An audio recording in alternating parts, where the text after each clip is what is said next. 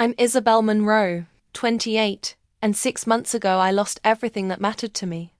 My husband David died in a car accident when I was 6 months pregnant with our first child, little girl we'd already named Emma. I thought the worst was behind me until David's brother Marcus showed up at my door with a lawyer and a devastating demand: a DNA test to prove Emma was really David's daughter before I could touch a penny of the inheritance. The accusation shattered what was left of my heart. But what I discovered about my late husband's family, and the lengths they'd go to steal from a grieving widow and her unborn child, would change everything. Sometimes the people who should protect you are the ones you need protection from most. Before we jump back in, tell me where you're tuning in from, and if this story touches you, make sure you're subscribed, because tomorrow I've saved something extra special for you, like this video if you've ever faced betrayal when you needed support the most. I still remember the day David and I first saw Emma on that grainy ultrasound screen. The technician pointed to a tiny flutter of movement, and David squeezed my hand so tight I thought he might break it. "That's our baby," he whispered, his voice thick with wonder. That ultrasound photo became our most treasured possession. He carried a copy in his wallet, and I kept one on the refrigerator where I could see it every morning. We'd been married for 3 years by then, and everything felt perfectly aligned. David worked as a software engineer for a tech startup that had just gone public, and I managed marketing campaigns for a boutique firm downtown. We weren't wealthy, but we were comfortable, secure, planning for a future that seemed bright and inevitable. The pregnancy had been a surprise, but the kind of surprise that makes you realize what you'd been missing without knowing it. David transformed overnight from my loving husband into a devoted father-to-be. He read every pregnancy book he could find, downloaded apps to track Emma's development, and started talking to my belly every night before bed. "Good night, little Emma," he'd say, his hand warm against my growing stomach. "Daddy loves you already." We spent weekends painting the nursery a soft yellow. We wanted to be surprised by the gender, though David was convinced we were having a girl. He assembled the crib with the dedication of someone building a cathedral, reading the instructions 3 times and checking every screw twice. The room filled with gifts from friends and family who were almost as excited as we were. David's family seemed supportive during those early months. His parents, Robert and Margaret, sent baby clothes and expressed appropriate excitement about their first grandchild. Marcus, David's older brother, even stopped by one evening with a bottle of sparkling cider to celebrate, though I noticed he seemed distracted, his congratulations feeling somewhat hollow. But David was oblivious to any undercurrents. He was in full nesting mode, researching car seats and interviewing pediatricians with the thoroughness of someone planning a military operation. "I want everything to be perfect for her," he'd say, and I believed him completely. His love for our unborn daughter radiated from every decision, every preparation, every gentle touch of my expanding belly. The accident happened on a Tuesday evening in March. David was driving home from a client meeting when a drunk driver ran a red light. The police said he died instantly, a small mercy that I've held onto in my darkest moments. One phone call changed everything.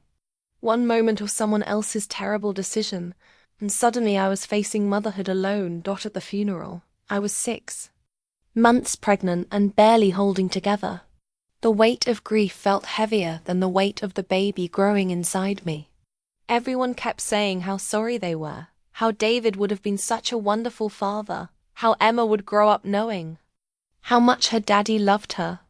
But standing there in that black dress that barely fit over my belly, holding that ultrasound photo in my trembling hands, I couldn't imagine how any of us would survive without him. The funeral program felt surreal in my hands. David's smiling face printed above dates that seemed impossible. March 15, 1995 to March 12, 2024, 28 years. We should have had decades more together. I sat in the front pew of St. Matthew's Episcopal Church, where we'd been married just 3 years earlier. The same altar where we'd promised each other forever now held David's casket. covered in white lily, his favorite flowers. Emma kicked restlessly inside me, as if sensing the grief that filled the sanctuary. David's family surrounded me, but their presence felt different than I'd expected. Robert and Margaret flanked me on either side, their hands occasionally reaching to pat my arm or shoulder, but their comfort felt perfunctory, distracted.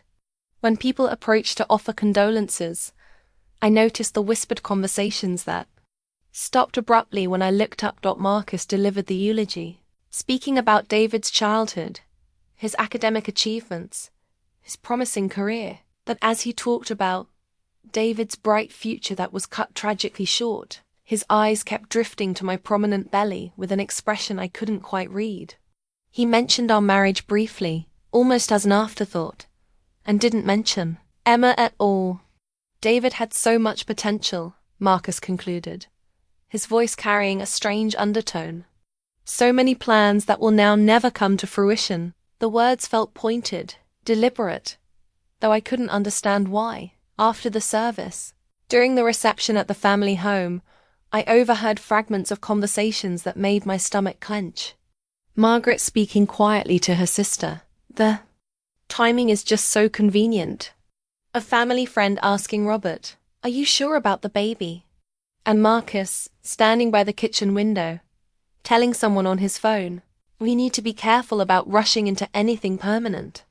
When I approached these clusters of conversation, they would fall silent or shift to safer topics.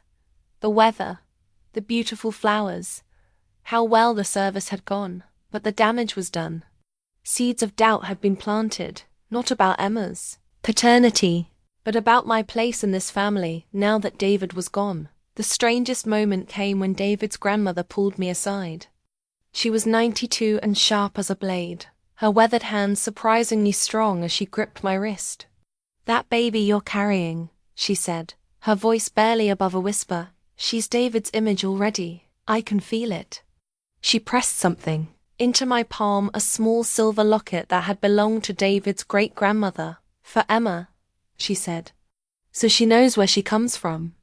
But even that moment of acceptance felt tainted by Marcus watching from across the room, his expression dark and calculating. As mourners began to leave, he approached me with a tight smile that didn't reach his eyes.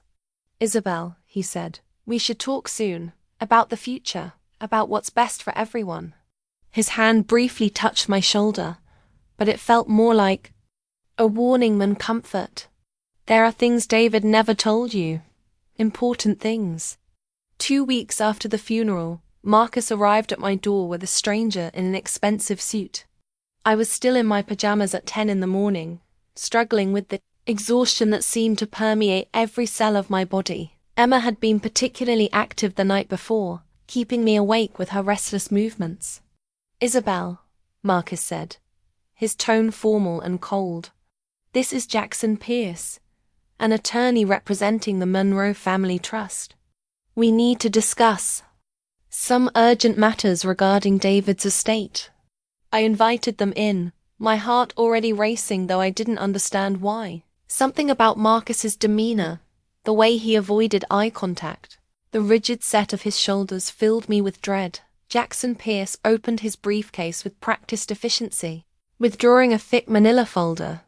"Mrs. Monroe," he began, "I'm sure you're aware that your late husband was the beneficiary of a substantial family trust." I wasn't, actually. David had mentioned family money in passing, that we'd lived comfortably on our combined salaries, and he'd never discussed specifics about any inheritance. The lawyer's assumption that I knew about it felt like the first small lie in what I sensed would be a conversation full of them. "The trust is valued at approximately $2.8 million, Pierce continued, including liquid assets, real estate, and investment portfolios. Upon David's death, these assets would normally transfer to his spouse and children." The number hit me like a physical blow. Nearly $3 million. David had never mentioned anything close to that amount. We talked about money plenty, of times budgeting for the baby, planning for a larger apartment, discussing whether I'd return to work full-time after Emma was born.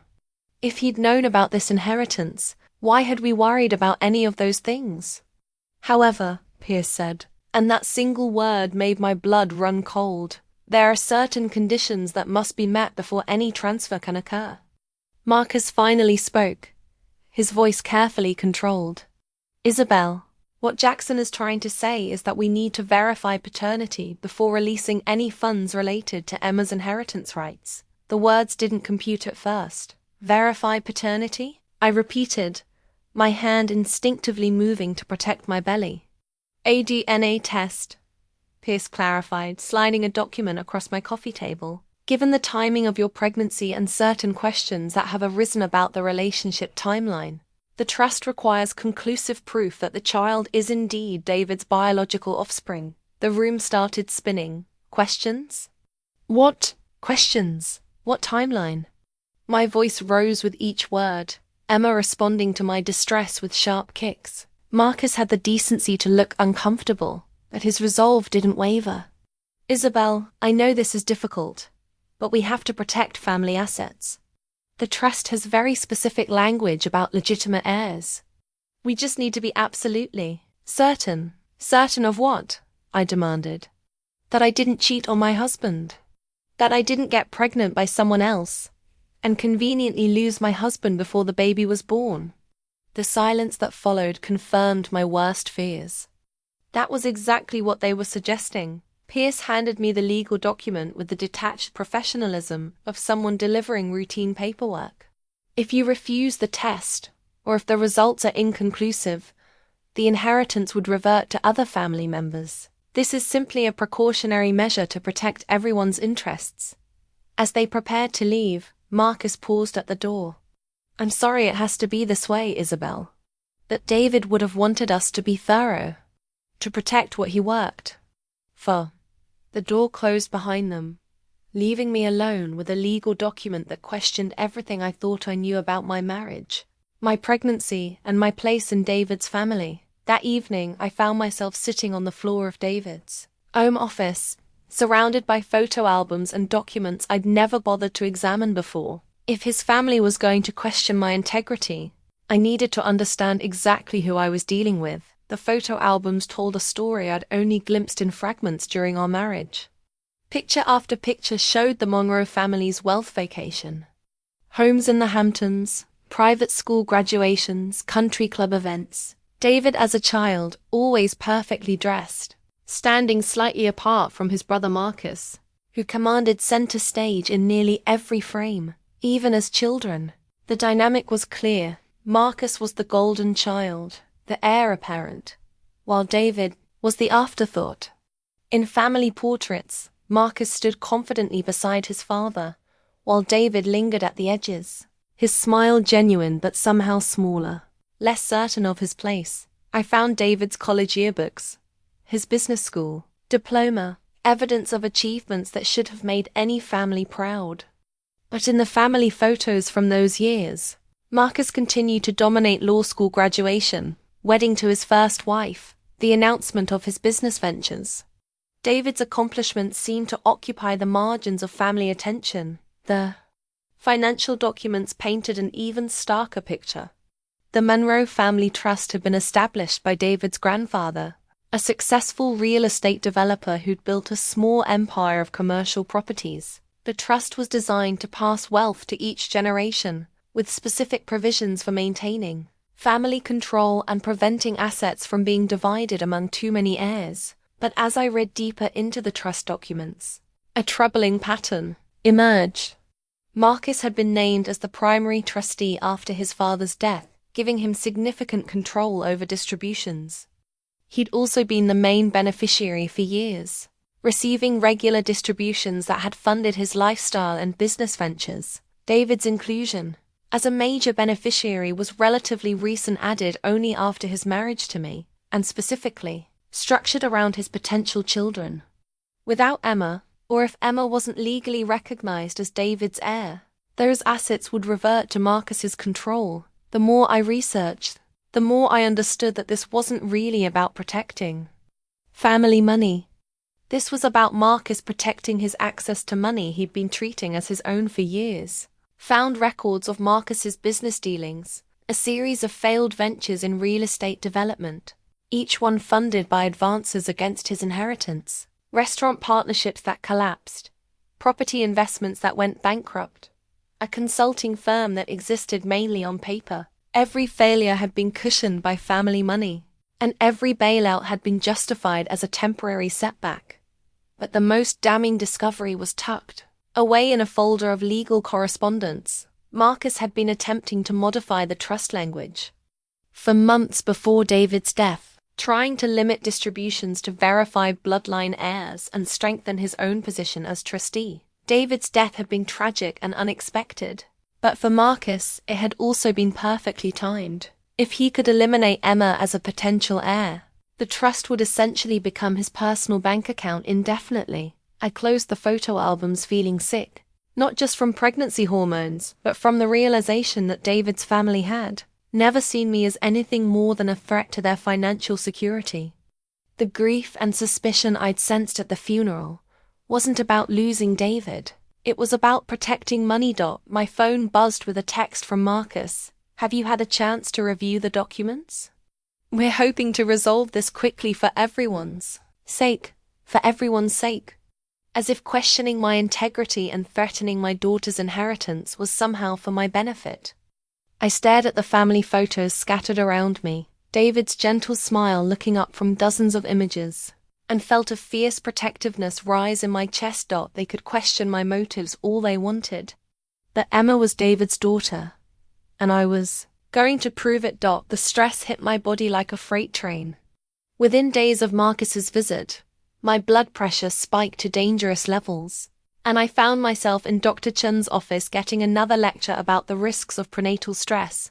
Isabelle, your pressure is 160/95, she said, frowning at the readings. That's moving into preeclampsia territory.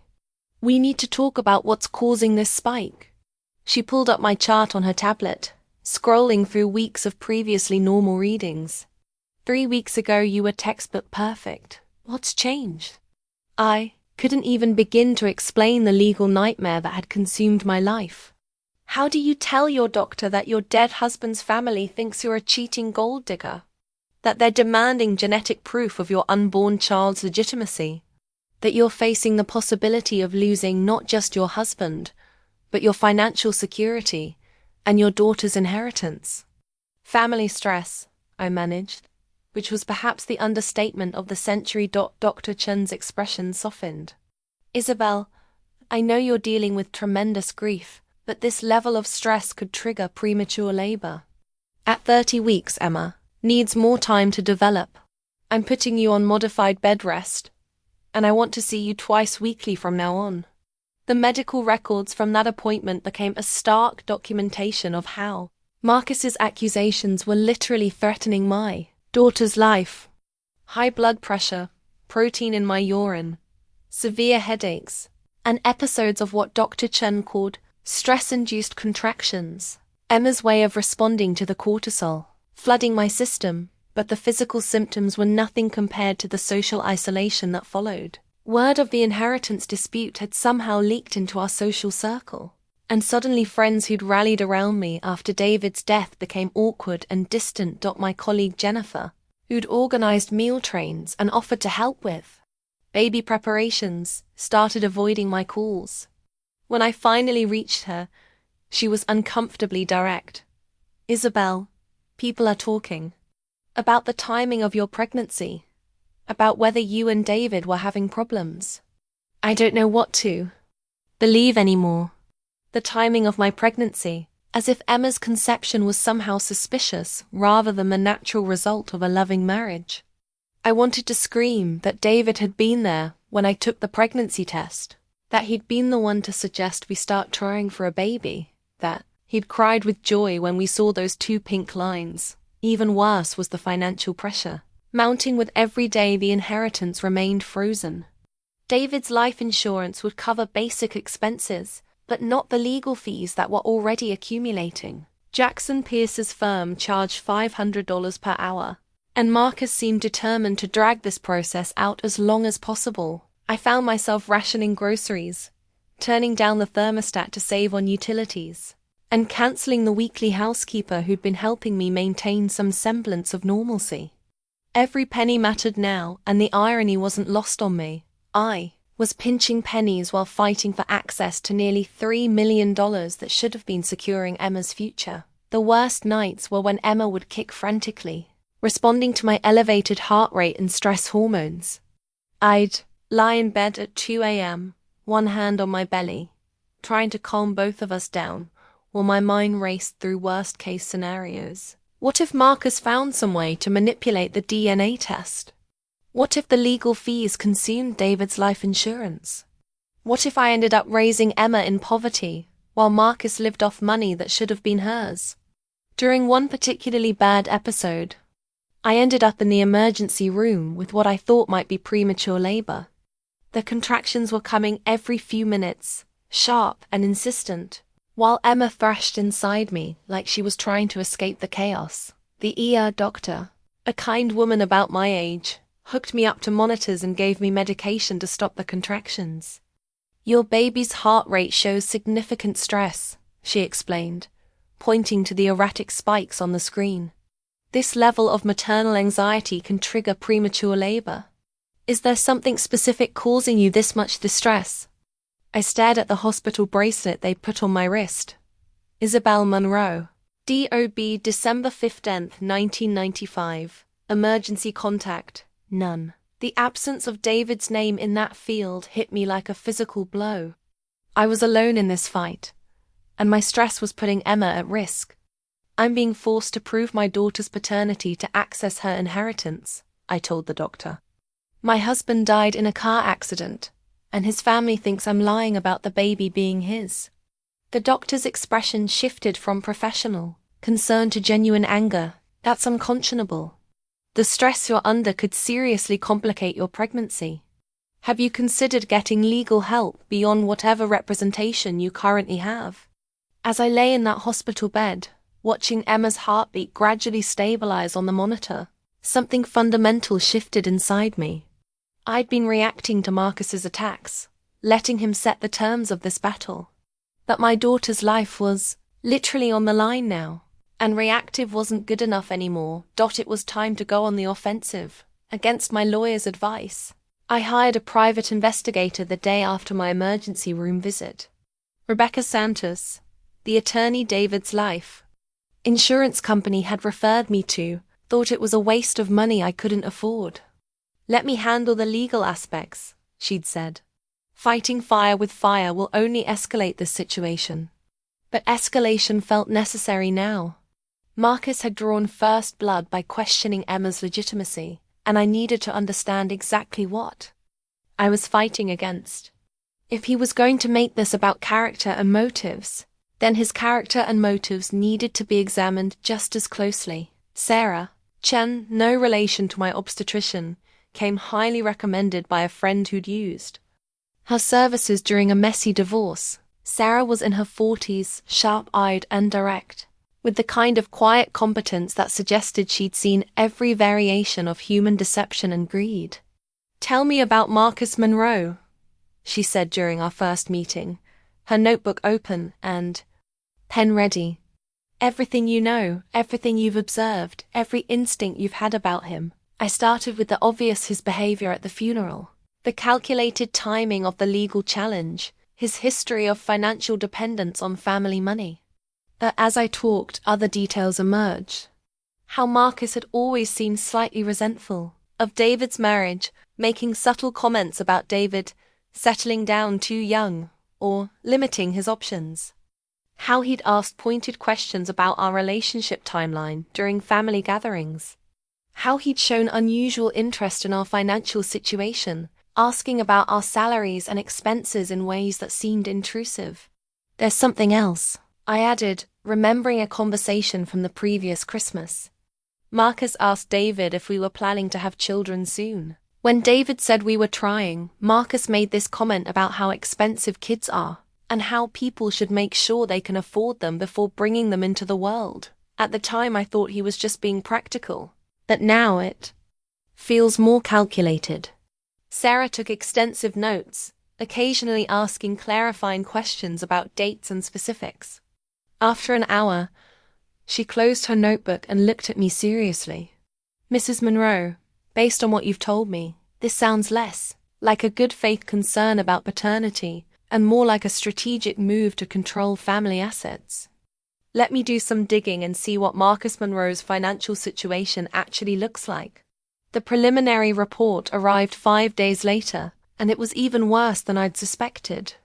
Marcus Monroe wasn't just financially irresponsible, he was financially desperate. His gambling addiction was documented across multiple casino databases, with losses totaling over $800,000 in the past 3 years. The casinos had credit markers on file showing he'd borrowed heavily against expected future income, specifically mentioning his family trust distributions as collateral. His business ventures were a catalogue of failure and questionable practices. The restaurant partnership had collapsed when health inspectors found violations that suggested he'd been cutting corners on food safety to boost profits. The real estate development firm had been sued by multiple contractors for non-payment, with court documents showing Marcus had diverted construction funds for personal use. Most damning was a pattern of using trust distributions to cover personal debts rather than legitimate business expenses.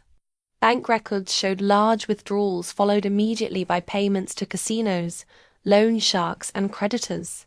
He'd been living far beyond any reasonable means, sustained entirely by his access to family money. But the most shocking discovery was a series of emails between Marcus and his divorce attorney from 2 years earlier. His ex-wife had left him specifically because of his gambling and the financial chaos it created. In these emails, Marcus had discussed strategies for maximizing trust access and limiting potential future claimants on family assets. One email, dated just 6 months before David's death, was particularly revealing. "We need to explore options for strengthening my position as primary beneficiary. David's marriage creates complications for long-term planning, especially if they have children. What legal mechanisms exist for challenging distributions to secondary heirs?" Sarah had highlighted this email in yellow with a note. "This shows premeditation. He was planning to challenge David's inheritance rights long before your husband died." The timeline analysis she'd prepared was equally compelling. My pregnancy was perfectly consistent with David's presence and our known relationship. We'd conceived Emma in early July, during a romantic weekend getaway to Napa Valley that David had planned to celebrate our 3rd wedding anniversary. I had photos, hotel receipts, and even a wine-tasting journal David had kept during the trip. More importantly, Marcus's accusations about questionable timing fell apart under scrutiny. He was suggesting I'd gotten pregnant by someone else, and then convinced David the baby was his. But the conception date corresponded exactly with a period when David and I were virtually inseparable. We'd both taken vacation time for the Napa trip, spent the following week working from home together, and had dinner with friends multiple times during that period. "Mrs. Monroe," Sarah said when she delivered the full report, "this isn't about paternity concerns. This is about a gambling addict trying to protect his access to money he's been treating as a personal ATM. The DNA test demand is a delay tactic designed to keep the inheritance frozen while he figures out other ways to maintain control." She handed me a thick folder of documentation. "Everything here is legally obtained and admissible in court. Marcus Monroe has been defrauding the family trust for years, using distributions meant for legitimate expenses to fund his gambling addiction. If this goes to litigation, his financial history will become public record." I flipped through bank statements, casino records, court filings, and email transcripts that painted a picture of a man whose desperation had driven him to attack a grieving widow and her unborn child. The private investigator's report wasn't just evidence, it was ammunition. "What do you recommend?" I asked. Sarah smiled grimly. "I recommend you stop playing defense and start playing offense. Marcus Monroe has a lot more to lose in this fight than you do, and it's time he realized that." For the first time since Marcus had walked into my living room with his accusations, I felt something other than fear and desperation. I felt the stirring of righteous anger, and the beginning of a plan, Maya Chen arrived at my apartment that evening with Thai takeout, tissues, and the kind of righteous indignation that only a best friend can muster.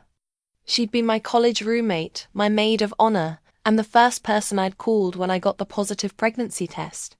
If anyone was going to help me fight this battle, it would be Maya. "Show me everything," she demanded, settling cross-legged on my living room floor like we were planning a study session, instead of a counterattack against my dead husband's family. Every document, every email, every piece of evidence Sarah found. I want to understand exactly what we're dealing with. Maya worked in data analysis for a tech company, and she approached Marcus's financial records with the systematic precision of someone accustomed to finding patterns in complex information. She spread the bank statements across my coffee table, cross-referencing dates and amounts with the casino records and business filings. "This is insane," she said after an hour of analysis. "Look at this pattern. Every time he gets a trust distribution, there's a corresponding gambling loss within days. He's not even trying to hide it. And these business expenses he's claiming, half of them are clearly personal purchases." She pulled out her phone and started typing rapidly. "I'm sending screenshots of these patterns to my friend Josh, who works in forensic accounting. This looks like textbook embezzlement to me." But Maya's support went beyond data analysis. She'd been fielding calls from mutual friends who'd heard rumors about the inheritance dispute, deflecting gossip and setting the record straight about my relationship with David. The text thread she showed me was a masterclass in loyal friendship. "Maya, I've known Isabelle for 8 years. She and David were devoted to each other. Anyone suggesting otherwise doesn't know what they're talking about. Jennifer, my former colleague, but the timing seems suspicious." "Maya, the timing of what? A married couple getting pregnant?" "Emma was conceived during their anniversary trip to Napa. There are literally dozens of photos and witnesses. Marcus is a gambling addict trying to steal money from a widow and orphan. That's the actual story here. Sarah, friend from book club. I heard the family has legitimate concerns about the inheritance. Maya, the family consists of one brother, with $800,000 in gambling debts, who's been using the trust as his personal bank account. His legitimate concerns are about protecting his access to money that was never his to begin with." Reading these exchanges, I realized Maya had been fighting for my reputation, while I'd been focused on the legal battle. She'd been countering every whispered accusation with facts, every insinuation with evidence, every moment of doubt with unwavering loyalty. "You didn't have to do this," I told her, tears blurring my vision. "Yes, I did," she replied firmly. "David was my friend too, and Emma is going to be my honorary niece. Nobody gets to attack my family without consequences." The next unexpected ally came from an email that arrived the following morning. Tom Richardson, David's college roommate and best man at our wedding, had heard about the inheritance dispute through mutual friends. His message was direct and angry. "Isabelle, I can't believe what Marcus is putting you through. David talked about you and the baby constantly during our last conversation. He was over the moon about becoming a father. He showed me ultrasound photos, baby furniture catalogs, everything. The idea that anyone would question Emma's paternity is disgusting. I have photos of David from your anniversary trip that might be helpful. He posted constantly about how perfect the weekend was. If you need character witnesses or testimony about David's excitement about the pregnancy, I'm happy to help." Tom's email included a folder of photos from social media posts David had made during our Napa trip, pictures of us at wineries, romantic dinners, morning hikes through vineyards. In several photos, David had his arm around my waist, his hand resting protectively on my still flat stomach. The timestamps showed these were posted in real time during our anniversary weekend, exactly when Emma would have been conceived. But the most significant support came from an unexpected source. David's Aunt Catherine called me 3 days after I'd received the private investigator's report. Catherine was Robert's sister, a retired teacher in her 70s who'd always been the family rebel. "Isabelle, dear," she said in her crisp Boston accent. "I need to tell you some things about Marcus that the rest of the family has been pretending not to see." We met at a quiet cafe near her apartment, and Catherine brought a manila envelope that she slid across the table with trembling hands. "I've been watching Marcus destroy himself for years," she began. "The gambling, the failed businesses, the way he's manipulated the trust distributions. Robert and Margaret know about most of it, but they've been enabling him because they're afraid of the scandal." She opened the envelope to reveal additional financial documents, records she'd obtained as a secondary trustee who'd been excluded from recent trust decisions. "Marcus had me removed from trustee responsibilities 2 years ago," she explained. "He claimed I was getting too old to handle the responsibilities, but really it was because I was asking too many questions about his constant requests for advances. These are copies of requests I kept before he forced me out."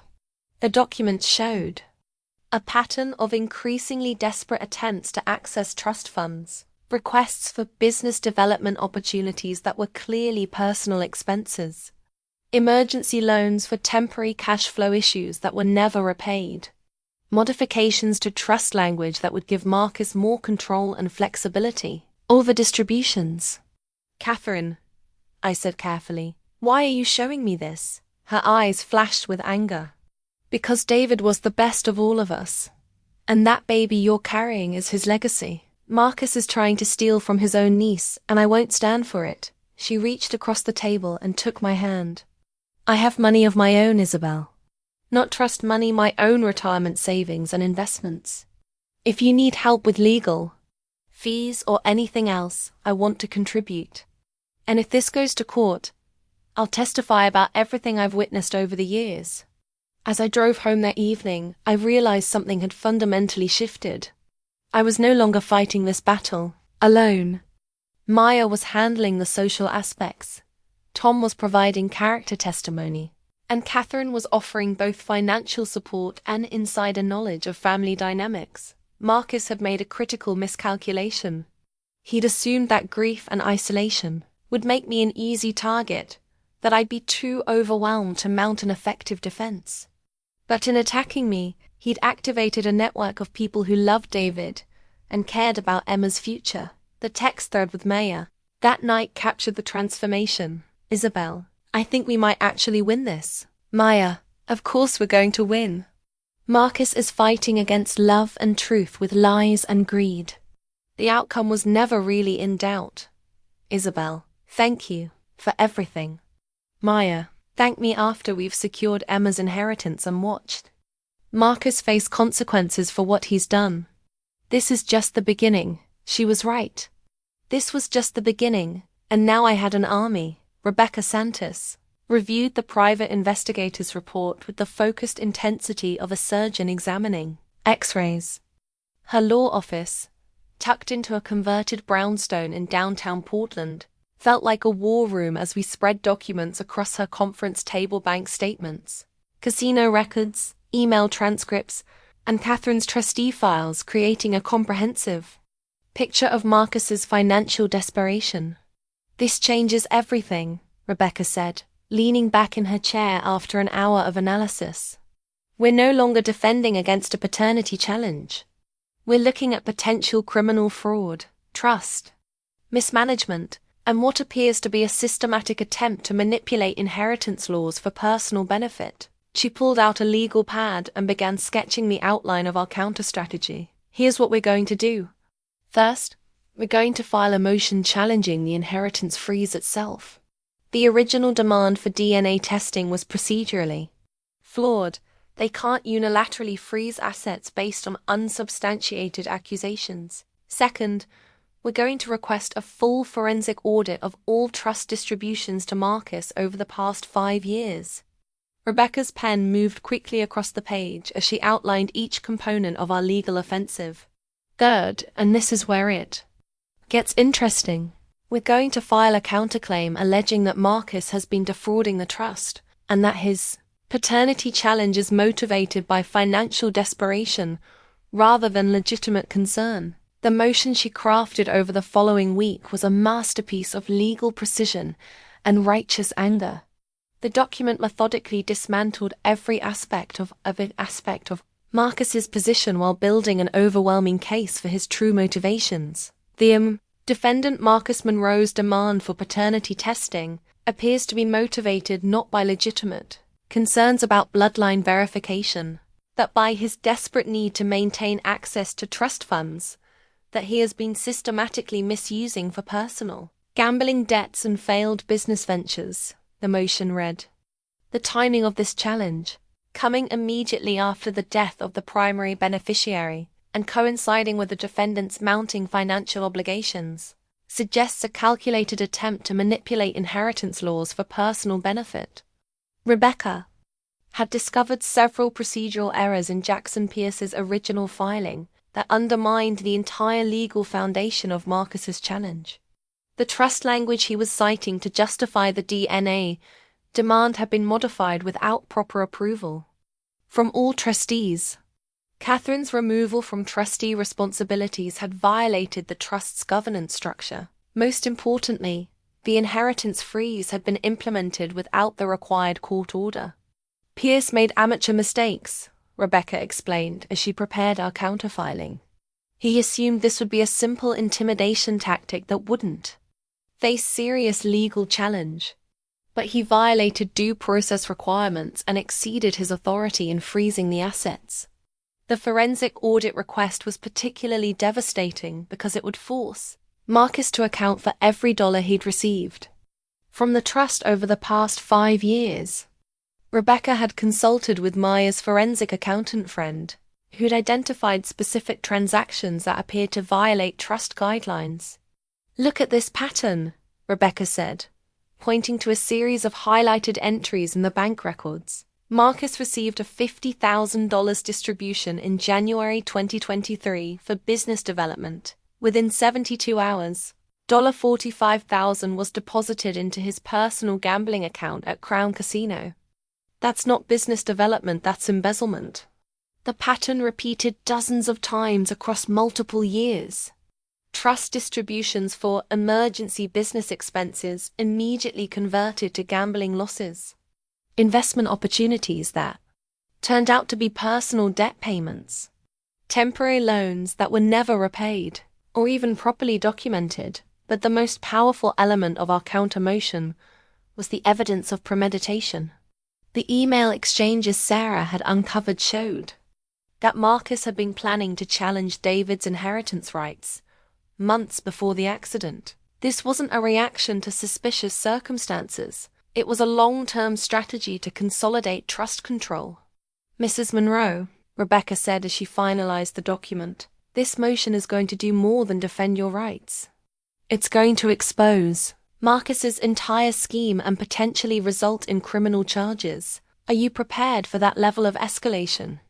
I thought about the stress-induced contractions that had landed me in the emergency room, about the friends who turned away based on whispered accusations, about Emma, still growing inside me, who deserved to inherit what her father had left for her without having her legitimacy questioned.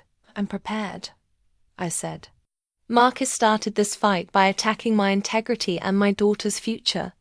If he faces consequences for his actions, that's justice, not escalation." Rebecca smiled grimly and signed the motion. "Then let's file this and see how Marcus responds when he's the one facing accusations." The counter-motion was filed on a Wednesday morning, and by Thursday afternoon, Jackson Pierce was calling Rebecca's office requesting an emergency meeting. The confidence and aggression that had characterized his original approach had evaporated completely. "My client is willing to discuss a reasonable resolution," Pierce said during the phone call, which Rebecca put on speaker so I could hear his tone. The change was remarkable. Gone was the authoritative attorney making demands, replaced by someone who sounded genuinely worried. "What kind of resolution?"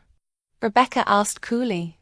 "Perhaps we could arrange for an independent DNA test that satisfies everyone's concerns and then move forward with the inheritance distribution according to the results." Rebecca and I exchanged glances. This was exactly the response we'd hoped for. Marcus was trying to retreat to the original paternity challenge because he realized the broader investigation into his financial conduct was going to destroy him. "Mr. Pierce," Rebecca said, "your client's paternity concerns are no longer the primary issue. We're now dealing with potential criminal fraud and trust violations. A DNA test won't resolve those problems." The silence on the other end of the line stretched uncomfortably long. Finally, Pierce spoke again, his voice noticeably strained. "What would it take to resolve this matter without further litigation?" Rebecca looked at me and raised an eyebrow. "We discussed this possibility that Marcus might try to settle once he realized the scope of our counterattack." I nodded, and she continued, "Full restoration of Mrs. Monroe's inheritance rights, reimbursement of all legal fees incurred due to your client's actions, a formal apology for the paternity accusations, and Marcus's voluntary resignation from all trustee responsibilities. Additionally, an independent audit of all trust distributions he's received, with repayment of any funds that were misused." Another long silence. "I'll need to discuss this with my client." After the call ended, Rebecca turned to me with satisfaction. "That's the sound of someone who knows they're beaten. Marcus is realizing that his attack on you has opened him up to scrutiny he can't survive. Now it's just a matter of whether he accepts our terms or forces us to destroy him in court." I placed my hand on my belly, feeling Emma's reassuring movement. "What do you think he'll do, honestly?" "I think he's going to try to find some middle ground that lets him save face while avoiding criminal prosecution.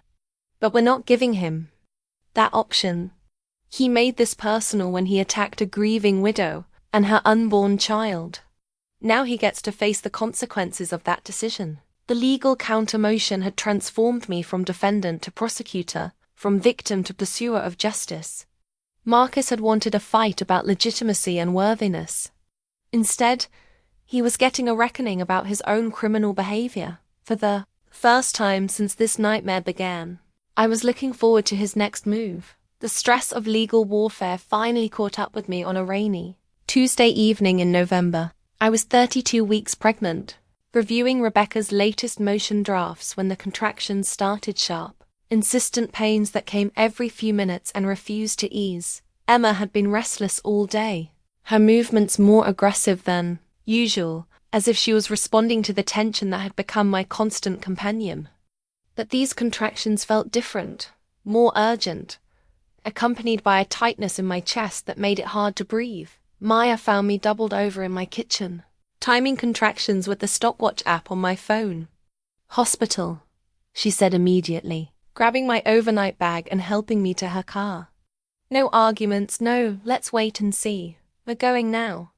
The drive to Oregon Health and Science University Hospital felt endless, each contraction stronger than the last. Emma seemed to be fighting against something, her kicks sharp and frantic. "She knows," I gasped to Maya between pains. "She knows something's wrong." Dr. Patterson, the on-call obstetrician, hooked me up to monitors immediately. The screen showed Emma's heart rate spiking erratically, while my blood pressure readings climbed to dangerous levels. "Mrs. Monroe, you're having premature labor contractions, and your baby is showing signs of significant distress," she explained, adjusting the 4 that a nurse had inserted. "We need to stop this labor and stabilize both of you." The medication to halt contractions made me drowsy, but I couldn't stop watching Emma's heart rate on the monitor. Each spike and valley felt like a judgment on my decision to fight Marcus, instead of quietly accepting his demands. Was my pursuit of justice literally endangering my daughter's life? "This is my fault," I whispered to Maya, who was holding my hand while the nurses bustled around checking readings and adjusting machines. "I should have just taken the DNA test and been done with it. I should have put Emma's health first." Maya's grip tightened. "Isabelle, stop. This is not your fault. You're not the one who decided to attack a grieving widow. You're not the one who's been stealing from family money for years. Marcus caused this stress by making unconscionable accusations, and he's responsible for every consequence that follows." That guilt consumed me as I lay in that hospital bed, watching my daughter's distressed heart rhythm and feeling the medication. Slowly calm the contractions. The hospital bracelet on my wrist. Isabelle Monroe, high-risk pregnancy emergency contact. Maya Chen. Felt like an indictment. I was alone in this fight, with no husband to share the burden, and my determination to clear my name was putting Emma at risk. Dr. Patterson returned with test results that confirmed my worst fears. You're showing early signs of preeclampsia, likely triggered by chronic stress. We're keeping you overnight for observation, and I'm putting you on strict bed rest for the remainder of your pregnancy. The level of cortisol in your system is affecting your baby's development. That night, alone in the hospital room with Emma finally settled into a steady rhythm, I had a moment of absolute clarity. The monitor showed her heartbeat, strong and regular now that the medication had calmed my body, but I could feel her occasional movements less frantic now, but still present, still fighting to grow despite the chaos surrounding her arrival. I pulled out my phone and called Rebecca, even though it was past midnight. Isabelle? Are you all right? Her voice was immediately alert despite the late hour. I'm in the hospital. Premature contractions caused by stress. Rebecca, I need to know honestly, what are my chances of winning this fight without destroying my health or Emma's? There was a pause before she answered. With the evidence we have, your chances are excellent. Marcus's position gets weaker every day, and his lawyer knows it. But Isabelle, none of that matters if you can't survive the process. What if I just agree to the DNA test? What if I tried to end this quietly? Then Marcus wins even though he's clearly in the wrong. He keeps control of the trust. Emma loses her inheritance, and he faces no consequences for years of fraud. Is that really what David would have wanted? I thought about David's excitement when we first learned about Emma, how he'd planned every detail of her future with such love and care, how he'd worked hard to provide for us, never knowing that family money existed to secure her life. Would he want me to sacrifice my health fighting for Emma's rights, or would he want me to prioritize her immediate safety over long-term justice? Rebecca, I need you to be completely honest with me. If I continue this fight, what's the realistic timeline? How long before it's resolved? Based on Pierce's reaction to our counter-motion, I think Marcus will try to settle within the next 2 weeks. He can't afford a full investigation into his financial conduct, and he knows our evidence is overwhelming. But if he forces this to trial, it could drag on for months. And if I agree to his terms now, just take the DNA test and hope for the best, then you're at his mercy entirely. Even if the DNA test proves Emma's paternity, he could find other ways to challenge the inheritance. You'd be establishing a precedent that he can attack you whenever he feels threatened. I looked at the monitor showing Emma's steady heartbeat and made a decision that surprised even me. Rebecca, I want to take the DNA test. Isabelle, let me finish. I want to take it, but on our terms. Independent lab, expedited results, and the moment those results confirm Emma's paternity, Marcus faces the full consequences of our counter-motion. No negotiation, no settlement that lets him escape accountability. He wanted to question my integrity.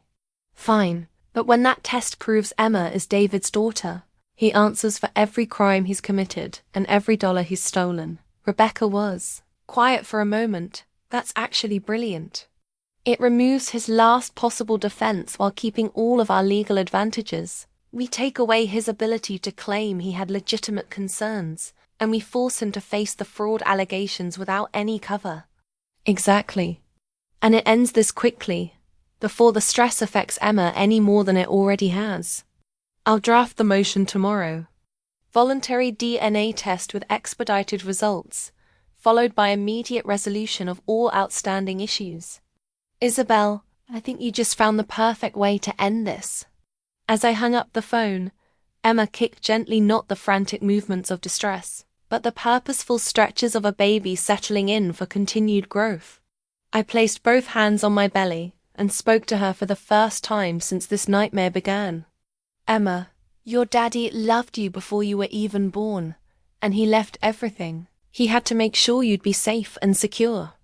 Some people are trying to take that away from us, but we're going to prove that you're his daughter and that you deserve everything he wanted you to have. We're going to fight for what's right, but we're going to be smart about it. The breaking point had clarified everything. I wasn't just fighting for money or principle anymore. I was fighting for Emma's future and David's legacy, but I was going to do it in a way that protected her health and ended Marcus's abuse of power once and for all. Sometimes the strongest thing you can do is choose your battles wisely.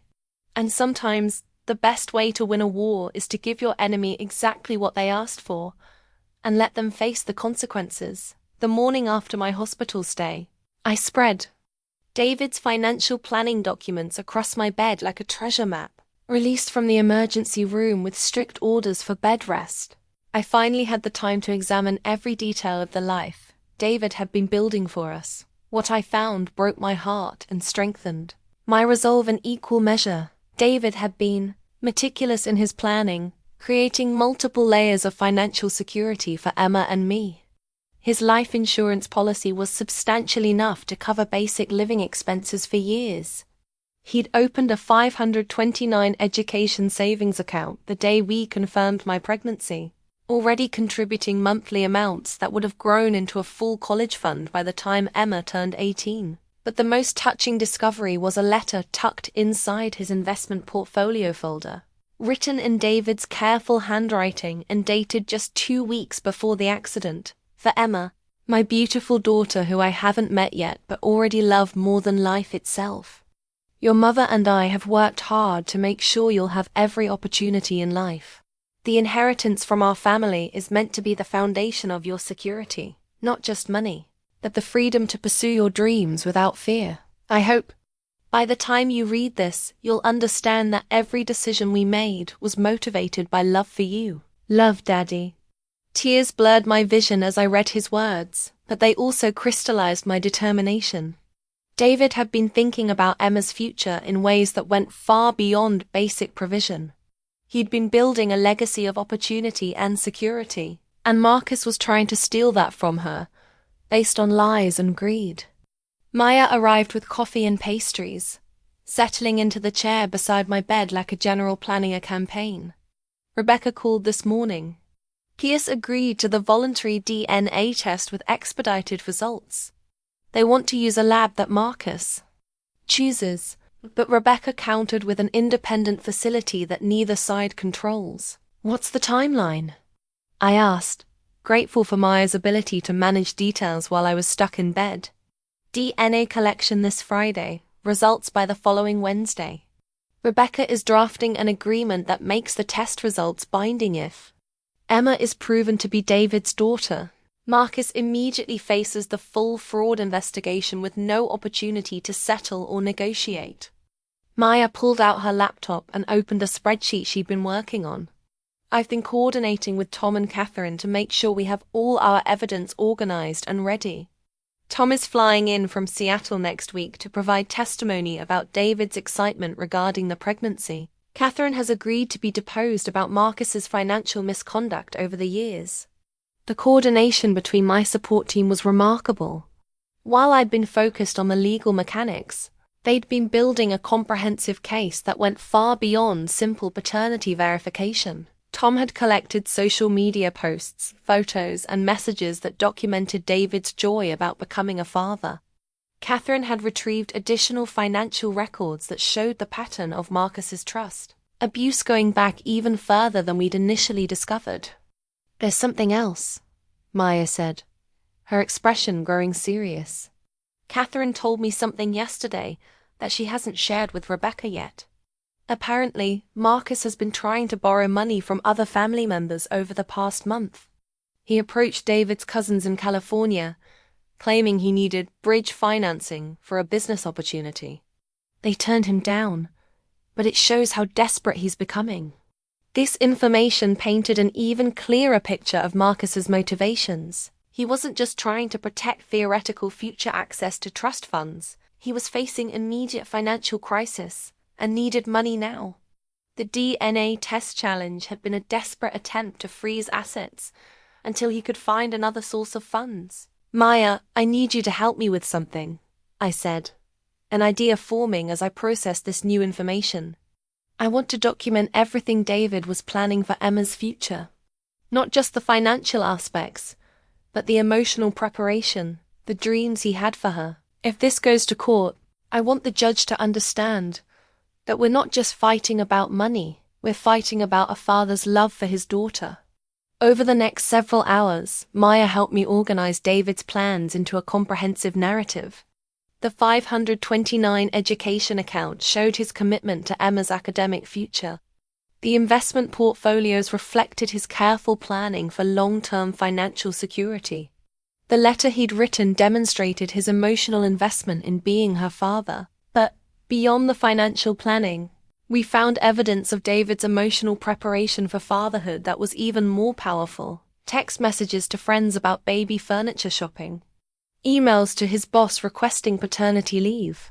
A browser history full of searches for how to be a good father and newborn care tips. Most touching was a folder on his laptop labeled Emma's Firsts, where he'd been collecting ideas for documenting her milestones. He'd researched baby books, photography tips, and ways to preserve memories.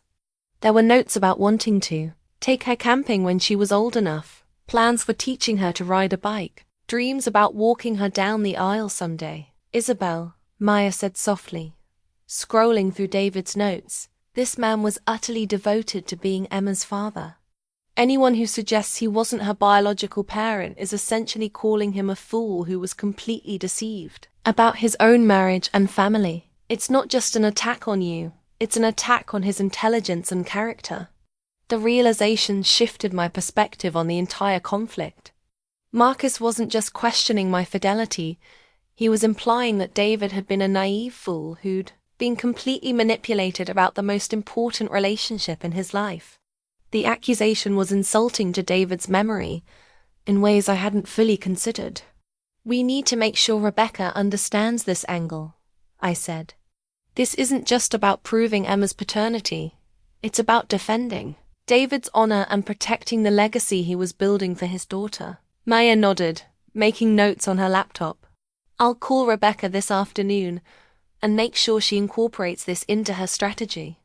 The DNA test is going to prove Emma's paternity beyond any doubt, but we want the aftermath to completely vindicate both you and David while exposing Marcus's real motivations. As the afternoon wore on, our strategic planning session expanded to include contingencies for every possible outcome. If Marcus tried to delay the DNA collection, we had backup labs ready.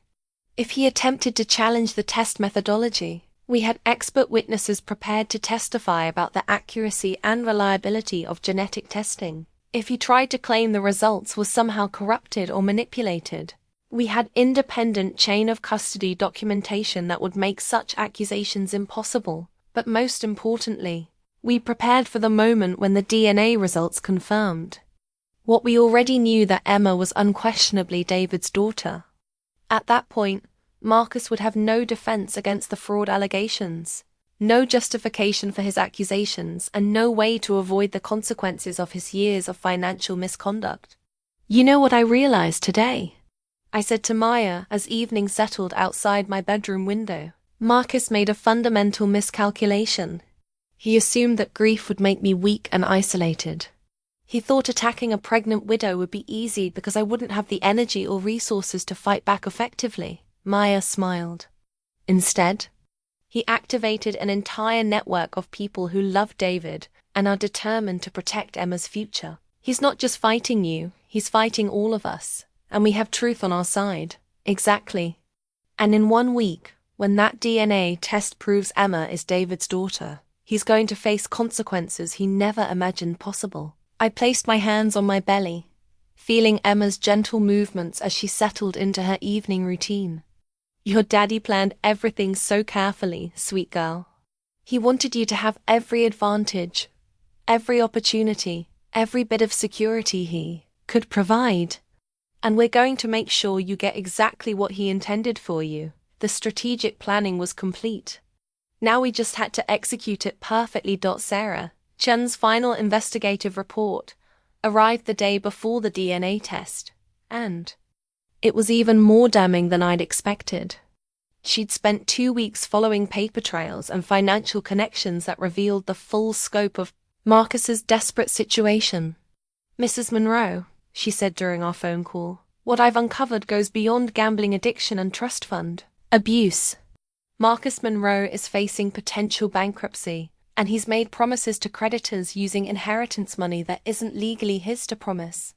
The bank statements she'd obtained showed Marcus had taken out private loans totaling over $300,000 in the past 6 months using his guaranteed future inheritance as collateral. The loan documents specifically referenced his status as primary trust beneficiary and projected distributions based on his continued control of family assets. "He's essentially sold his inheritance to loan sharks," Sarah explained. "If he loses access to the trust funds, these creditors are going to come after him immediately. That's why he's so desperate to eliminate Emma as a competing heir. He's already spent money he doesn't legally have." But the most shocking discovery was evidence that Marcus had been actively trying to manipulate the trust structure for months before David's death. Sarah had found emails between Marcus and a different attorney, not Jackson Pierce, discussing ways to modernize the trust language to protect against frivolous claims by non-blood relatives. One email, dated just 3 months before David's accident, was particularly revealing. "We need to establish procedures for verifying bloodline legitimacy before David's wife has children.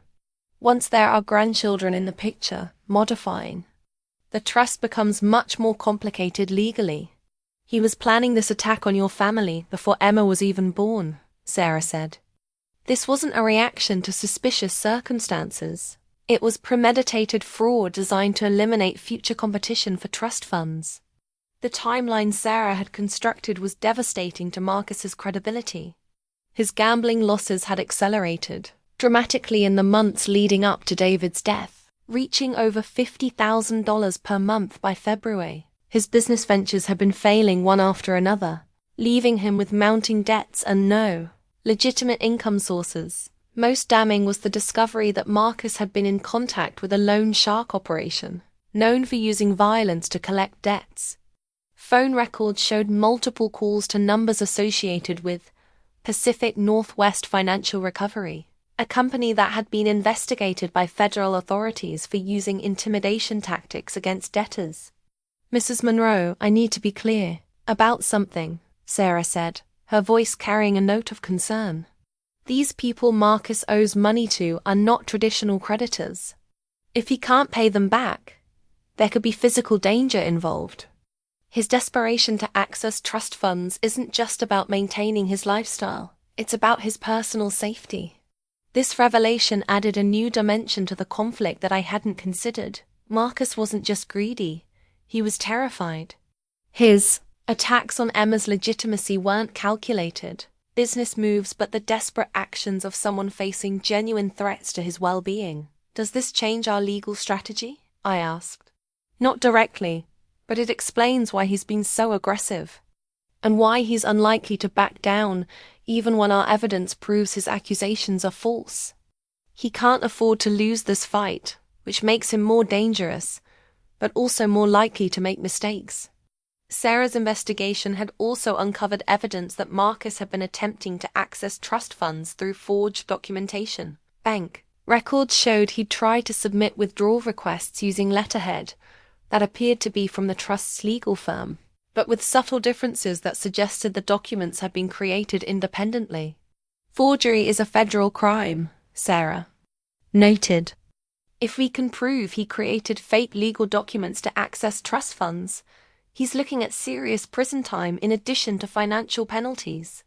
The pattern of behavior that emerged from Sarah's investigation painted a picture of escalating criminal activity driven by mounting desperation.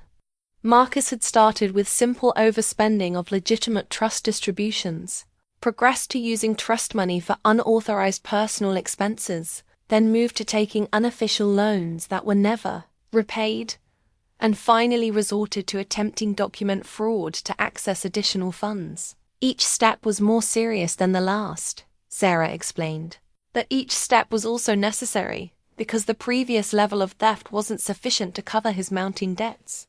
He's been on a criminal escalator for years, and attacking your inheritance rights was his attempt to jump off at the top floor. But perhaps the most useful information Sarah had gathered was evidence of Marcus's attempts to cover his tracks. She'd found deleted emails in which he discussed restructuring family narratives and managing perception issues around David's marriage and potential children. In one particularly damaging exchange with an unknown contact, Marcus had written, "David's wife seems naive about family finances. If we can create enough doubt about paternity, we can delay any inheritance transfers until I've resolved my current obligations. She doesn't have the resources for a prolonged legal fight. He specifically targeted you because he thought you'd be an easy victim," Sarah said. "He calculated that a grieving, pregnant widow wouldn't have the energy or money to mount an effective defense. He was wrong, obviously, but it shows this was always about exploiting what he perceived as your vulnerability." The final piece of Sarah's investigation focused on Marcus's current financial state, and it was even worse than we'd initially discovered. His gambling debts now totaled over $800,000. His business failures had left him with personal liability for another $400,000 in unpaid contractor fees and supplier costs, and the loans secured against his inheritance added another $300,000 in immediate obligations. He needs approximately $1.5 million immediately, just to avoid bankruptcy and potential physical harm, Sarah concluded. The trust distributions he's been receiving aren't sufficient anymore. He needs a major influx of capital, which means he needs to either eliminate Emma as a competing heir or find a way to access the principal of the trust, rather than just the income distributions. As I reviewed Sarah's comprehensive report, I realized we weren't just fighting about inheritance rights. We were dealing with a man whose criminal behavior had spiraled completely out of control. The DNA test would prove Emma's paternity, but Marcus's problems went far beyond our family dispute. "Sarah," I said, "I want you to prepare a summary of all this evidence that we can present to law enforcement if necessary. If Marcus has been committing federal crimes, those need to be prosecuted regardless of how our inheritance dispute is resolved." "Already done," she replied. "I've prepared a complete package for the FBI's white-collar crime division. The moment the DNA test confirms Emma's paternity and eliminates Marcus's last possible defense, I recommend we turn over everything to federal authorities." The ammunition we'd gathered was overwhelming. Marcus had no idea that his desperate attempt to steal from Emma's inheritance had exposed years of criminal activity that would destroy his life even if he somehow won the paternity challenge. More importantly, we'd documented beyond any doubt that his accusations against me were motivated entirely by criminal greed rather than legitimate family concerns. When the DNA test proved Emma was David's daughter, Marcus would be revealed as someone who'd attacked a grieving widow and her unborn child, in service of covering up his own crimes. Tomorrow's DNA collection would be the beginning of the end for Marcus Monroe. Not just the end of his inheritance scam, but the end of his freedom. Catherine Monroe arrived at my apartment the evening before the DNA test with a handwritten letter that would change everything. She looked older than her 73 years, the weight of family secrets clearly taking its toll, but her eyes burned with the righteous anger of someone who'd finally decided to speak truth to power. "Isabelle, dear," she said, settling into my living room chair with the careful movements of someone carrying a heavy burden, "I have something I should have given you weeks ago. I've been a coward, trying to stay out of family drama, but what Marcus is doing to you and that precious baby is unconscionable."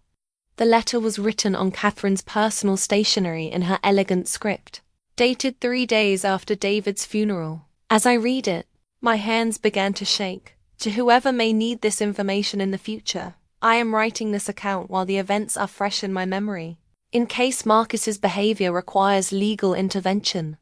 At David's funeral reception, I overheard Marcus speaking on the phone in Robert's study. He was talking to someone about timeline complications and how David's death was actually perfect timing, because it happened before the baby was born.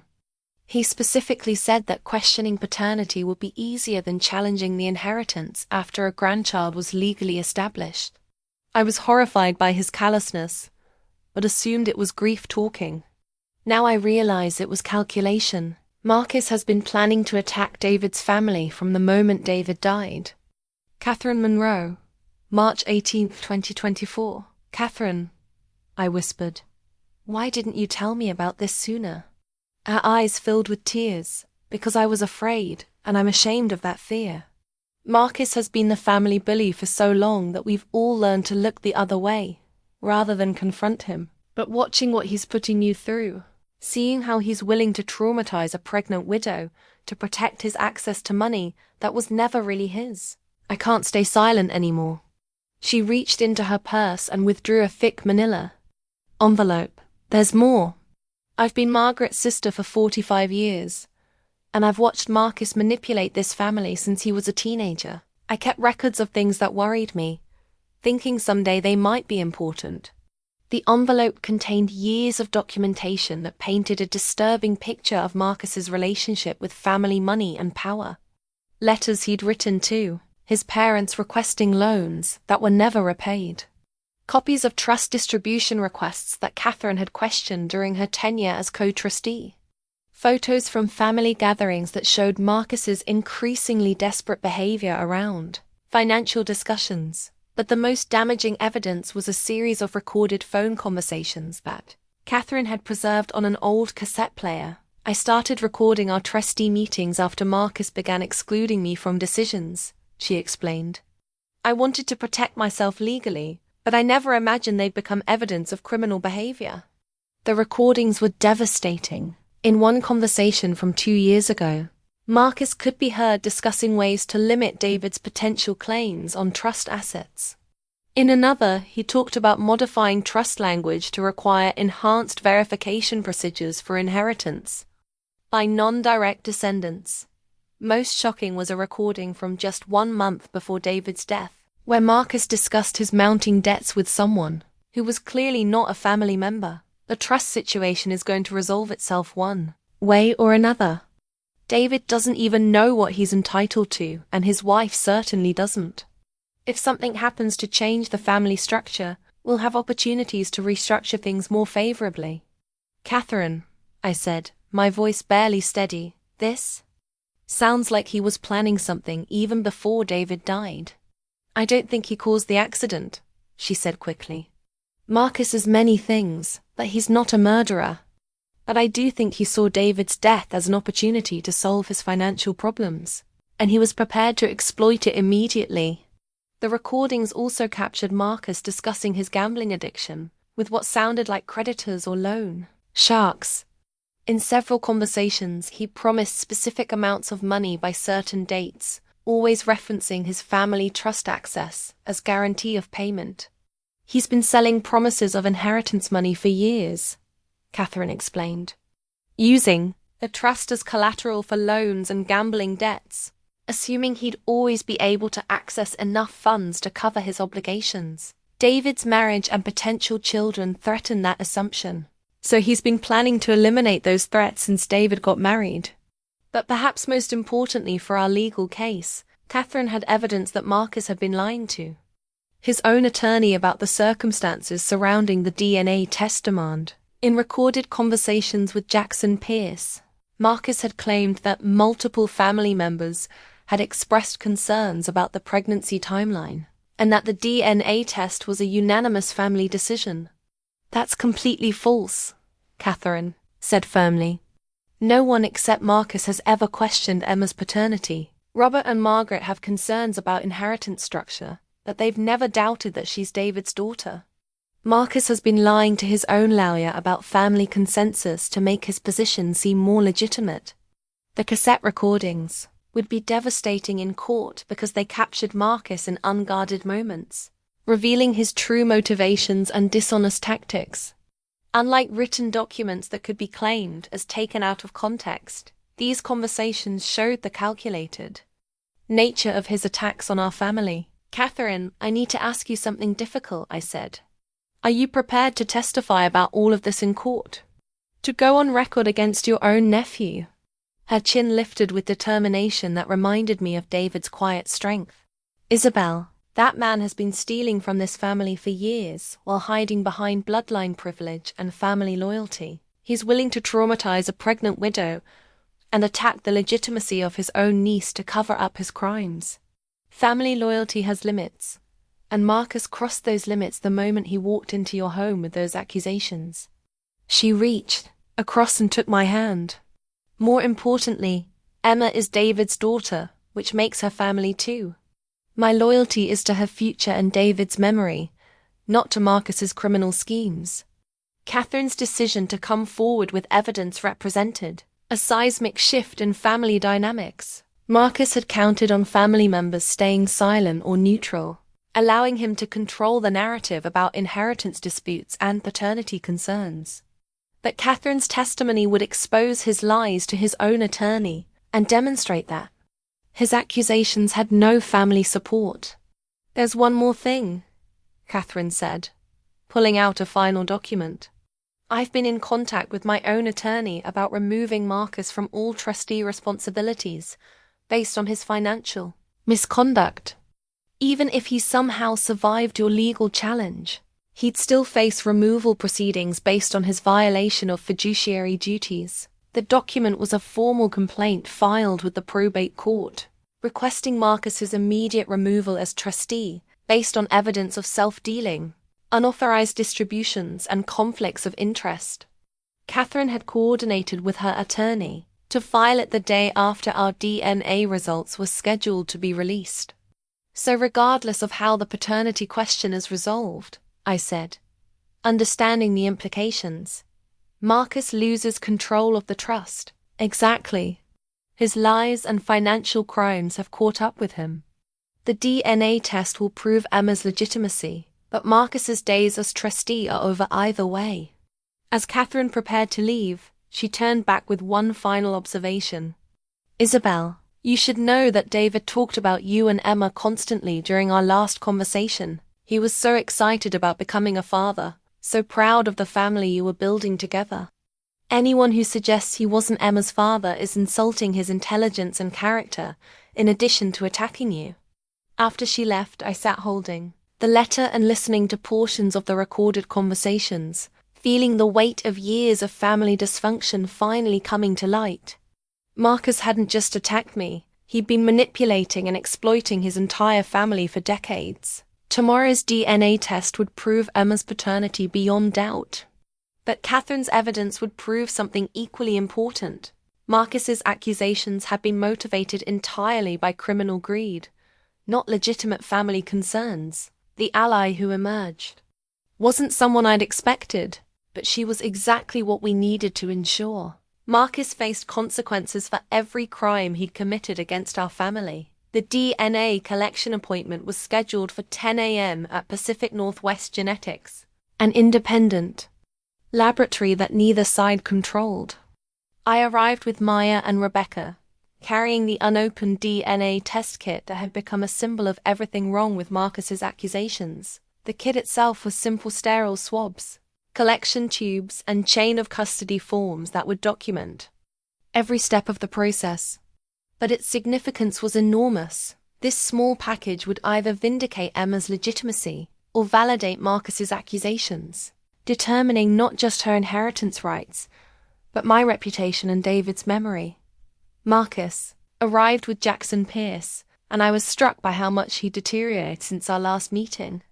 His expensive suit hung loosely on his frame, and his hands shook slightly as he signed the required forms. The pressure of his mounting debts and criminal exposure was clearly taking its toll. "Mrs. Monroe," Pierce said formally, "my client appreciates your willingness to resolve this matter through scientific verification. We're confident this process will answer all outstanding questions about inheritance eligibility."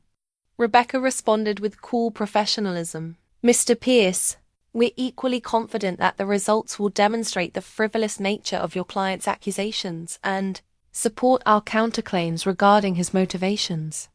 The laboratory technician, a middle-aged woman named Dr. Rodriguez, explained the collection process with clinical precision. We'll be taking buccal swabs from Mrs. Monroe and comparing them to a genetic sample from the deceased father that we received from the medical examiner's office. The test will determine paternity with 99.9% accuracy.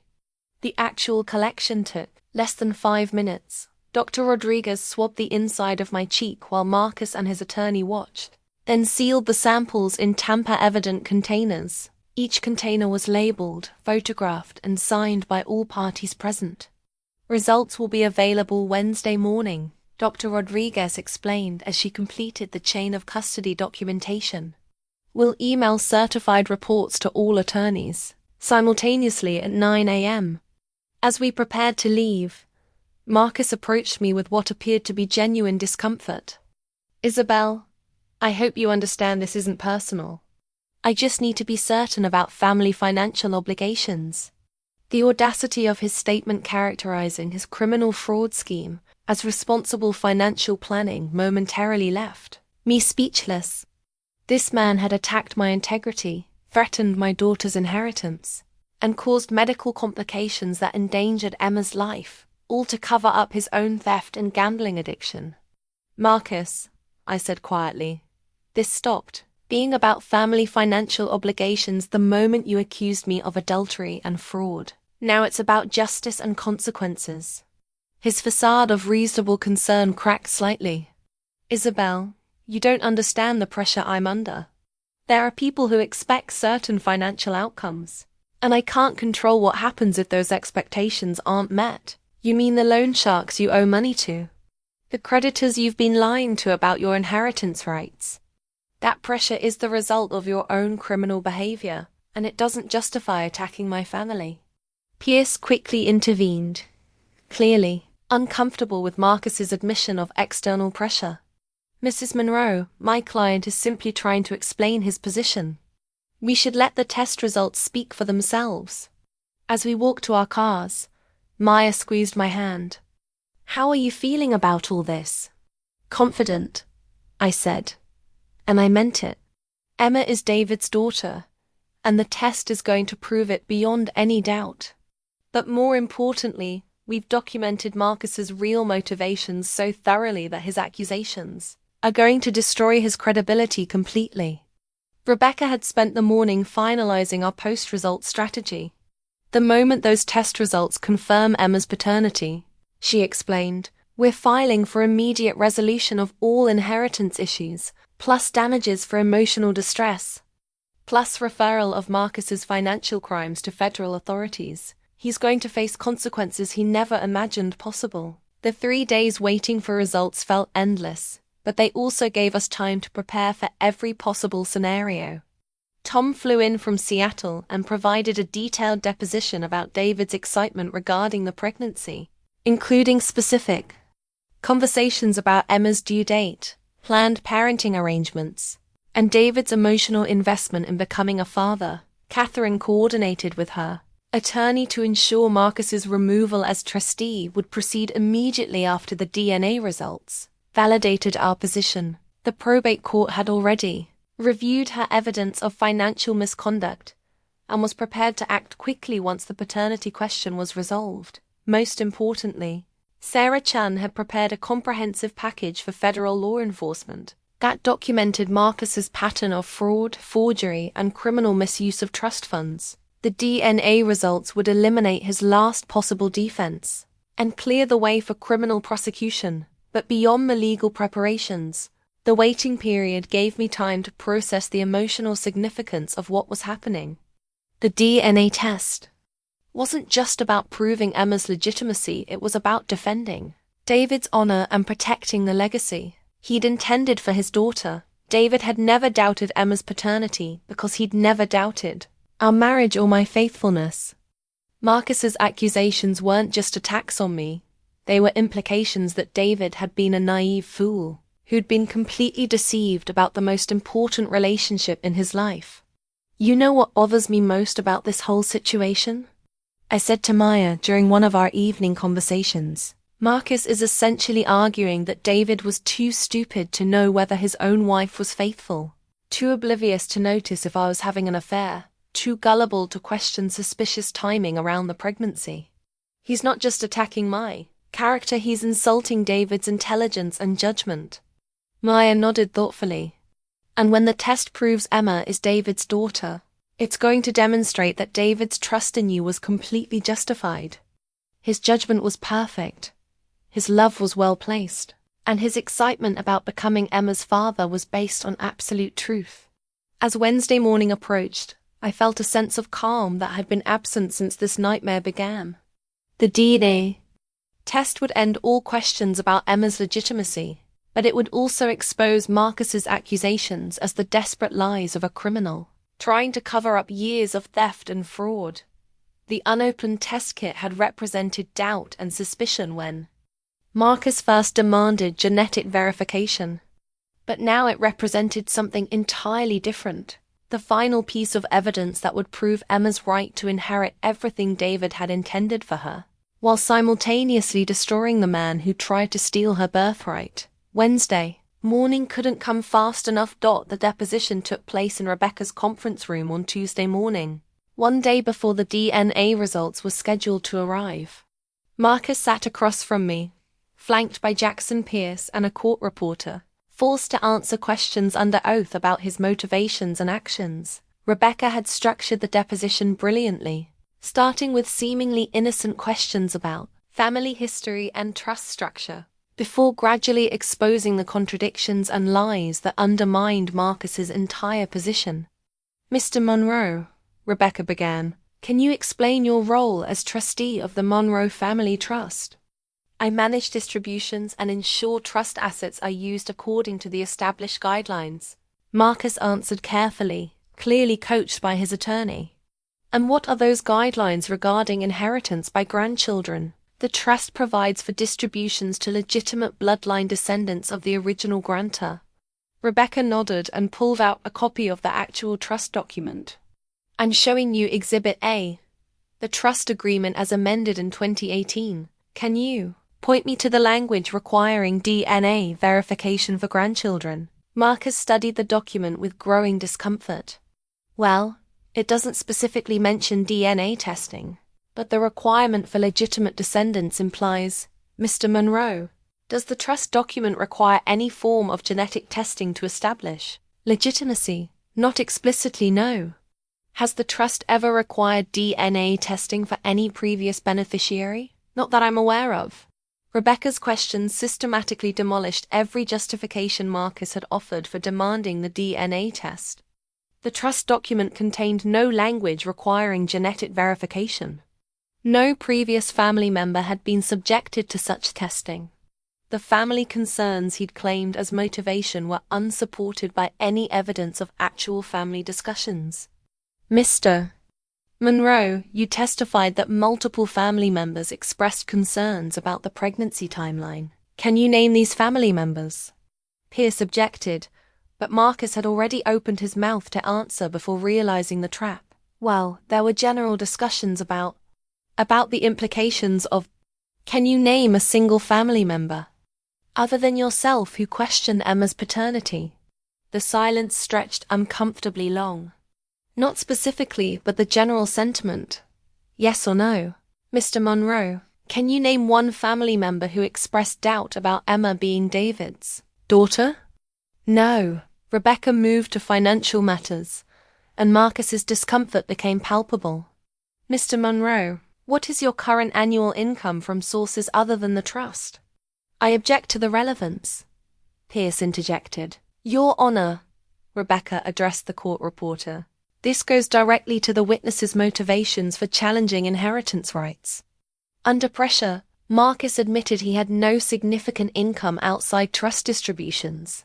He acknowledged multiple failed business ventures but attempted to characterize them as learning experiences rather than financial disasters.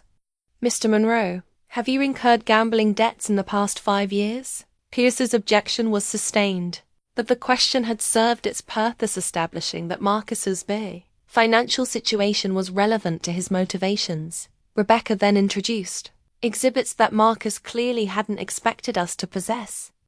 bank records showing trust distributions immediately converted to gambling losses.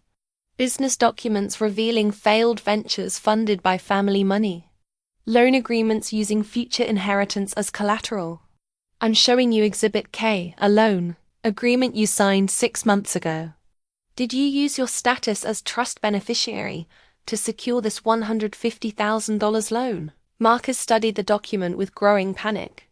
This is a standard commercial loan based on projected income. Mr. Monroe, the document specifically references your guaranteed inheritance rights as collateral.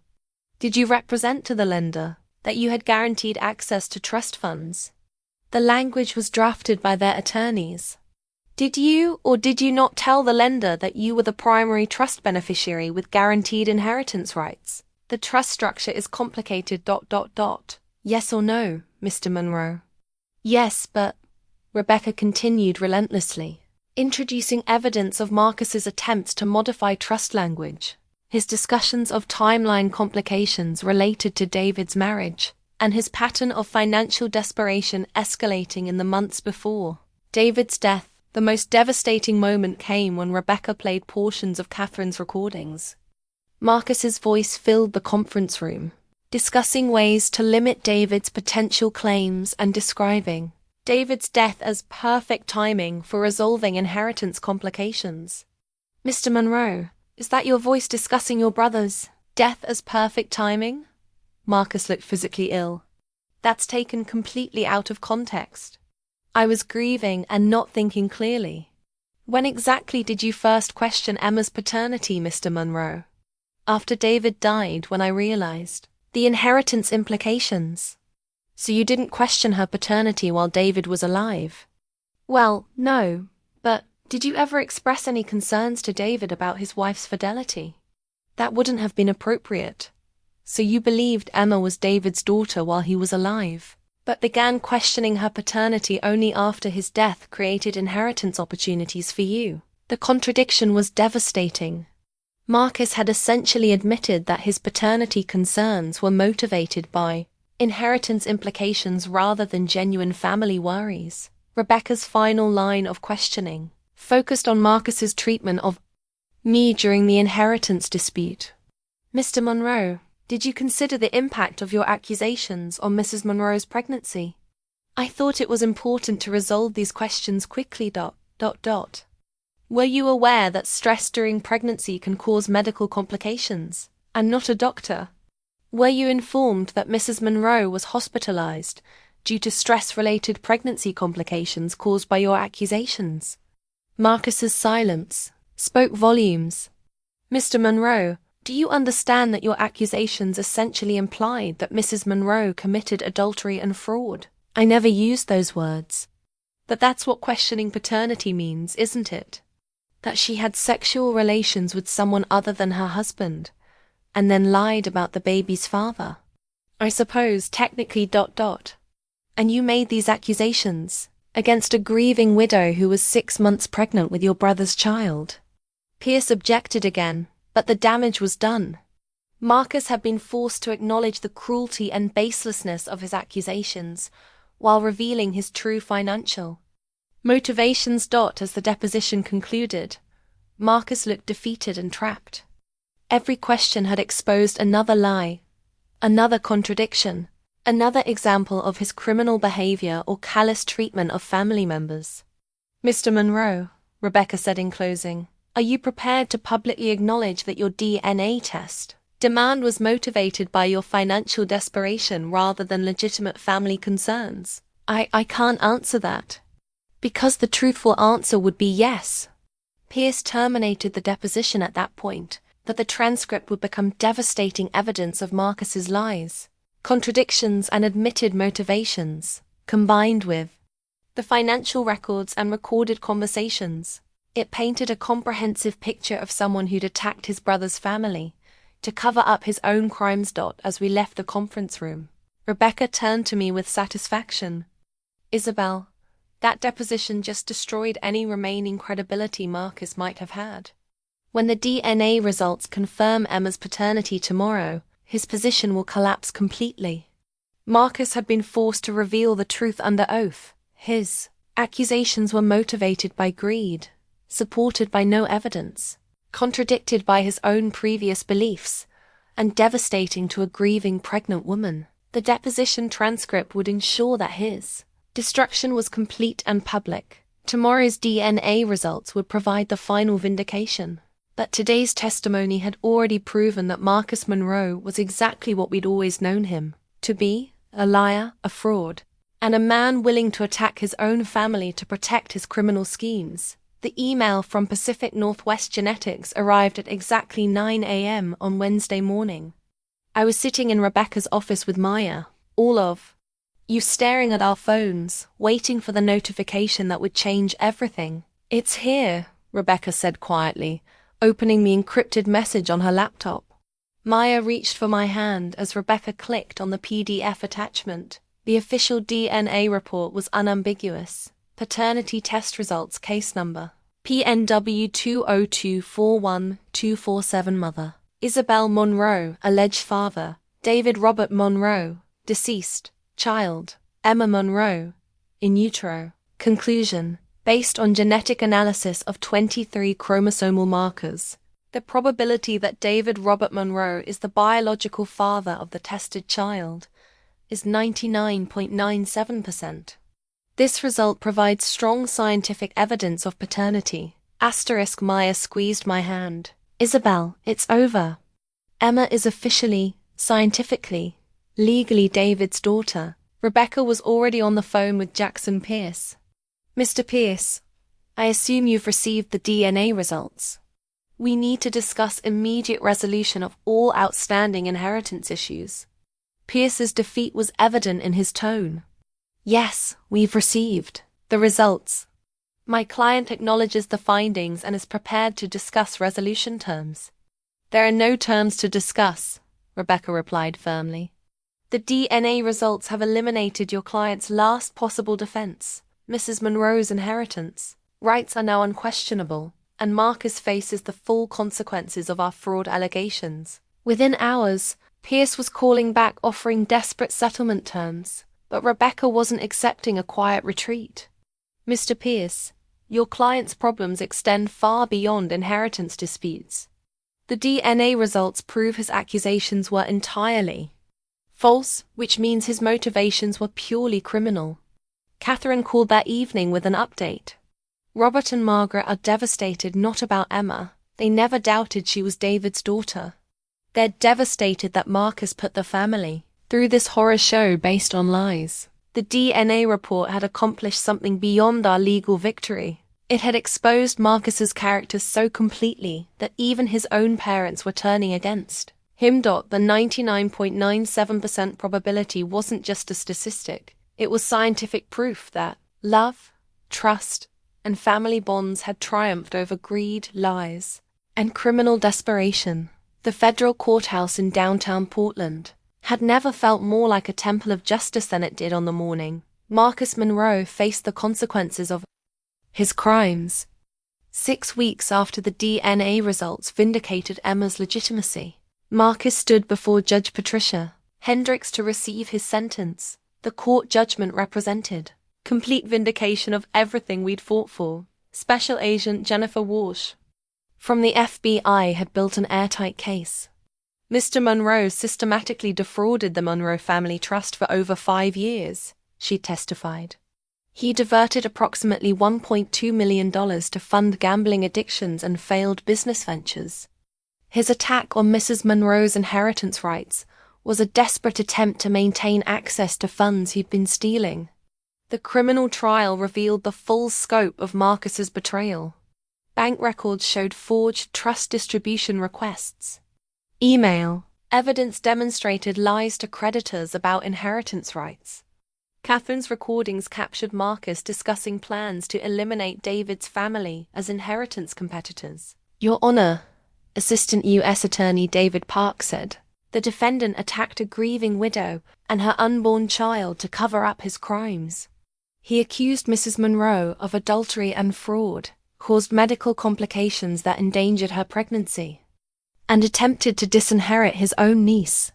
The civil case awarded me full inheritance rights, plus $150,000 in damages for emotional distress, plus all legal fees. Judge Miller issued findings that completely vindicated my character and Emma's legitimacy. Mrs. Monroe, Judge Hendricks said, addressing me directly, this court recognizes the tremendous courage you showed in fighting these false accusations. Your determination serves the interests of justice and family integrity. She turned to Marcus with disgust. Mr. Monroe, your actions represent a particularly cruel form of betrayal. You attacked the most vulnerable members of your own family to cover up years of criminal theft. Marcus's sentence, 60 months in federal prison, 3 years supervised probation, permanent ban from fiduciary responsibilities, and full restitution of $1,847,000. Catherine had been appointed new trustee, implementing reforms to prevent future abuse. The trust would grow to over $4 million by the time Emma reached 18. As the bailiff led Marcus away, I felt relief that justice had been served and satisfaction that Emma's inheritance was protected. The consequences were perfectly proportional. Marcus's attack on our family resulted in his complete destruction, while our determination resulted in total vindication and security. Emma Grace Monroe was born on December 15 at 6:43 a.m., weighing 7 pounds and 2 ounces. She emerged with David's dark hair and gentle expression. As I held her for the first time, her birth certificate beside us, I felt the overwhelming completion of our journey from accusations to absolute truth. The birth certificate was proof of Emma's identity and inheritance rights. Father, David Robert Monroe. Mother, Isabelle Marie Monroe. Child, Emma Grace Monroe. She's perfect, Maya whispered, tears streaming down her face. She looks exactly like David. Dr. Chen smiled as she completed her examination. Emma is completely healthy. Her early distress during the legal battle doesn't appear to have caused any lasting effects. Catherine had established the trust fund with incredible care, setting up educational accounts and investment portfolios that would ensure Emma's security throughout her life. Conservative estimates suggested her inheritance would reach $4 million by age 18. Tom flew in from Seattle to meet Emma, bringing stories about David's excitement regarding fatherhood. David used to say he couldn't wait to teach his daughter to ride a bike, Tom told me, holding Emma carefully. He was going to be such an amazing dad. David's parents, Robert and Margaret, drove up from California to meet their granddaughter, Isabelle. Margaret said quietly, holding Emma, I owe you an enormous apology. We should have supported you from the beginning. The financial security Emma inherited was substantial, but the emotional legacy was even more valuable. Through our legal battle, we documented David's love so thoroughly that she'd never lack evidence of how wanted she was. Your daddy left you letters, I told Emma during quiet moments. Letters for your first day of school, your graduation, your wedding day. He wanted to be part of your life even though he couldn't be here physically. As I rocked Emma to sleep, on Christmas Eve, looking at snow falling outside, I reflected on our journey from grief and accusation to justice and new beginnings. Marcus had tried to steal Emma's inheritance and destroy our family's reputation. Instead, he'd united everyone who mattered around protecting David's daughter. Emma, I whispered to my sleeping daughter, you are exactly who your daddy thought you were, his beloved child, his hope for the future. Your inheritance is secure, your future is bright, and your father's love will be with you always. Sometimes, fighting for justice leads to more than victory. It leads to the kind of unshakable foundation that supports generations of happiness. Emma Grace Monroe was David's daughter in every way that mattered.